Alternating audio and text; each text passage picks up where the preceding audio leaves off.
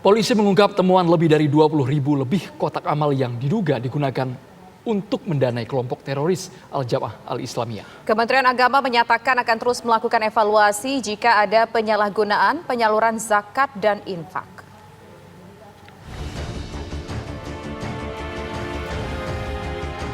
Menyusul penangkapan 23 terduga teroris jaringan Jamaah Islamiyah di Lampung, polisi mengungkap modus penghimpunan dana dari kelompok ini.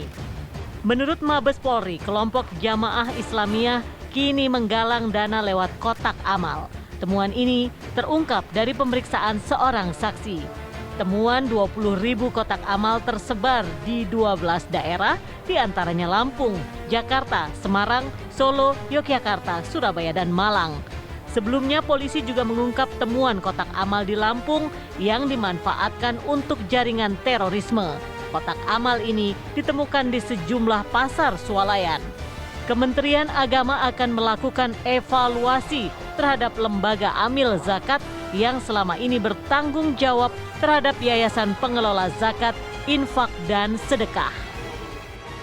Katakan bahwa kita akan memperketat di satu sisi dan kita akan mengevaluasi lembaga amil zakat yang terbukti menyalahgunakan pendistribusian zakatnya, Pak Menteri. Jadi kita akan mengevaluasi dan memperketat. Dan kita akan diskusikan dengan Basnas, dan ini sebenarnya tadi sudah kita diskusikan juga. Jadi ke depannya akan ada evaluasi secara komprehensif terhadap lembaga-lembaga amil zakat nasional.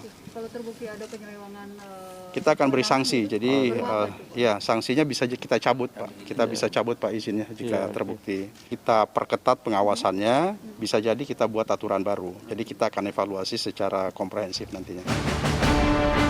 Dari temuan ini, apakah kotak amal di minimarket dan toko swalayan menjadi modus baru kelompok terorisme menggalang dana? Tim TV One mengabarkan.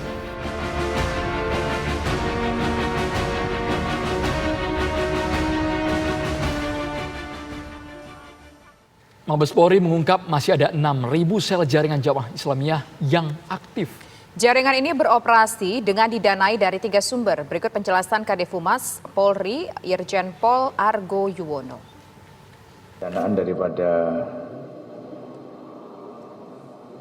tersangka ini yang kita tangkap ini berkaitan dengan JI itu ada 3. Jadi yang pertama dari kota amal, ya.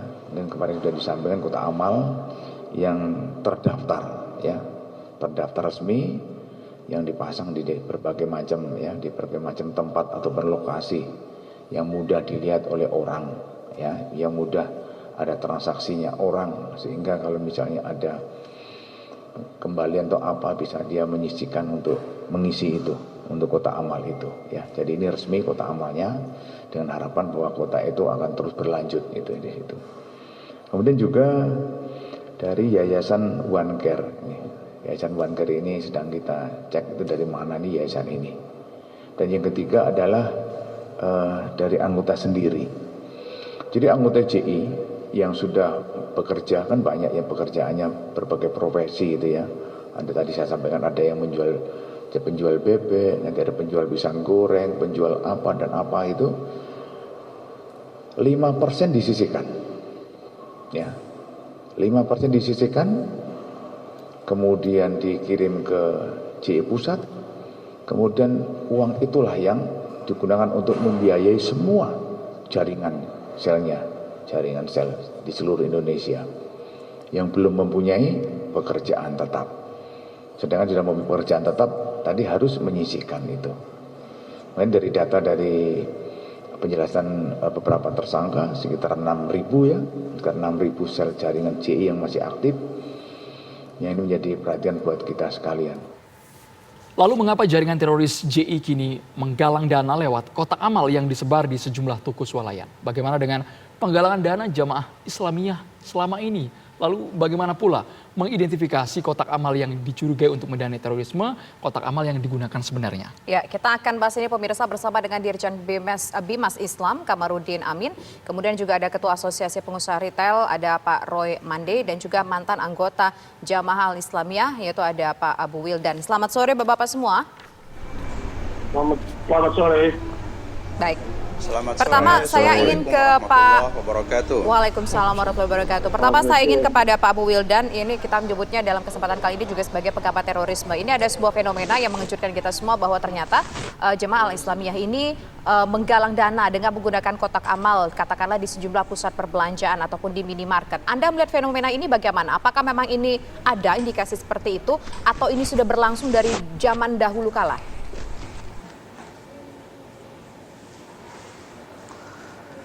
Bismillahirrahmanirrahim. Assalamualaikum warahmatullahi wabarakatuh. Waalaikumsalam warahmatullahi wabarakatuh. Waalaikumsalam, silakan Pak Abu Wildan.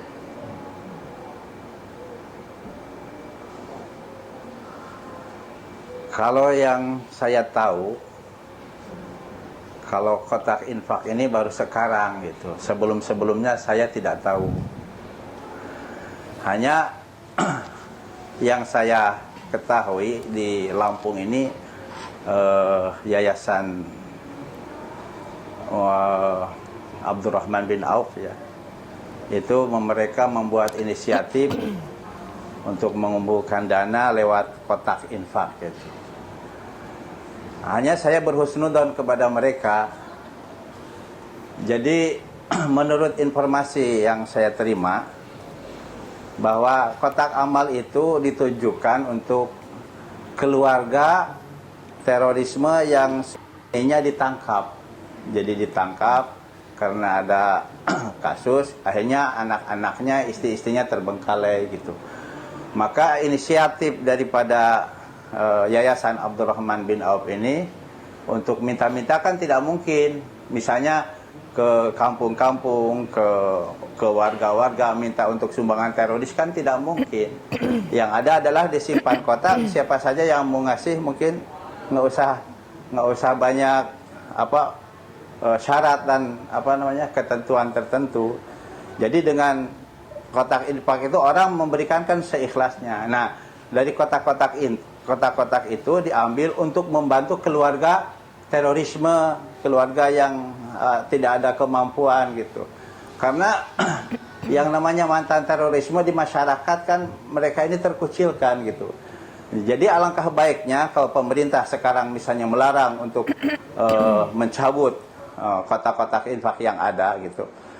Jadi harus ini juga harus mewaspadai juga atau harus ikut berpartisipasi juga kepada keluarga teroris yang perlu bantuan gitu. Udah suaminya ditangkap, kemudian keluarganya terbengkalai gitu. Yang saya harapkan mereka juga dibantu gitu oleh pemerintah gitu, karena mereka rakyat Indonesia juga gitu.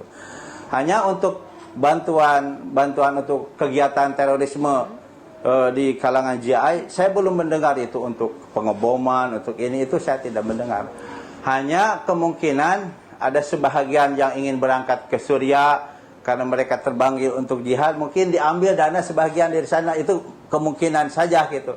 Hanya saya tidak bisa komen karena tidak tahu persis tentang mereka gitu. Baik Pak Abu Wildan, Ini kita dari ke saya. Pak Roy Mandi dulu selaku Ketua Umum Asosiasi Pengusaha Retail. Pak Roy, ini kan keterangan dari pihak kepolisian bahwa ada kotak amal yang disebar di sejumlah tempat swalayan atau minimarket. Bagaimana Pak Roy menilainya? Kok bisa Pak kotak amal yang disalahgunakan disebar di minimarket? Ya, pertama-tama kami dari Asosiasi Pengusaha Retail Indonesia hendak menyampaikan terlebih dahulu bahwa yang dimaksud dengan kotak amal itu yang ada di minimarket itu bukan di seluruh minimarket atau di seluruh anggota APRindo. Karena kita ketahui bahwa penempatan kotak amal itu diantaranya ada di minimarket anggota APRindo, tetapi karena memang minimarket ini juga jumlahnya nggak signifikan, lebih banyak tersebar di warung-warung maupun juga di restoran-restoran atau kedai atau warung-warung makan minuman. Jadi ada warung tradisional yang menjual juga makanan minuman, ada juga warung yang sama seperti menjual seperti di minimarket anggota kami. Nah ini yang pertama, jadi tidak semua anggota minimarket kami yang meletakkan yang menerima itu, tapi ada tersebar di mana-mana. Nah yang kedua adalah mekanisme penempatan kotak amal itu adalah di minimarket anggota APRindo itu melalui SOP. Artinya kita tahu bahwa minimarket itu luasannya terbatas. Jadi kita pasti di dalam menempatkannya juga selain melihat ketersediaan tempat, tapi juga kita ada SOP-nya. SOP-nya adalah kita harus jelas dulu surat dan proposalnya, ya.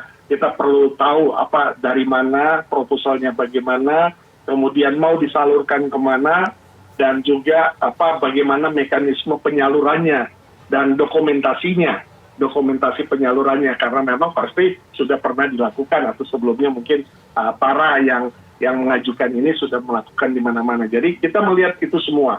Jadi ada internal assessment yang berdasarkan SOP itu akan kita lakukan. Nah, masalahnya sekarang adalah kita setelah mengetahui itu semua dan melewati internal assessment, kemudian kita beri biasanya 3 bulan ya masa untuk menempatkannya. Setelah itu akan dinilai lagi apakah dilanjutkan atau tidak, karena memang keterbatasan dari minimarket anggota-anggota Aprindo.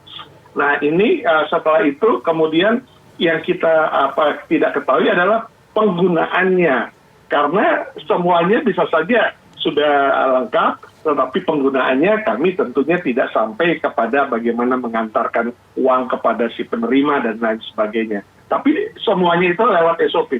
Nah, jadi kembali lagi, ini tentunya perlu satu pemahaman yang jelas dan sekaligus juga bagaimana juga pihak berwenang meliterasi atau mendiksi akan segala sesuatu ini, sehingga juga yang memang betul-betul untuk kemaslahatan daripada kaum duafa misalnya maupun juga yatim piatu yang memang betul-betul yang benar itu yang bagaimana, dan yang bagaimana yang tentunya yang sekarang ini menjadi cases.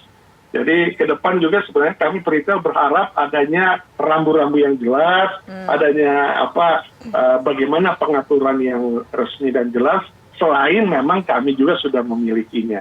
Jadi situasi dan kondisi yang saat ini adalah demikian. Oke, baik. Nanti kita juga tanyakan kepada Bimas Islam, Dirjen Bimas Islam, mengenai seperti apa sih sebetulnya prosedur ataupun aturan untuk menempatkan kotak amal khususnya di minimarket ataupun di warung-warung, seperti apa pengawasannya. Tapi nanti ya Pak ya, usai jeda berikut. Sesaat lagi kami kembali.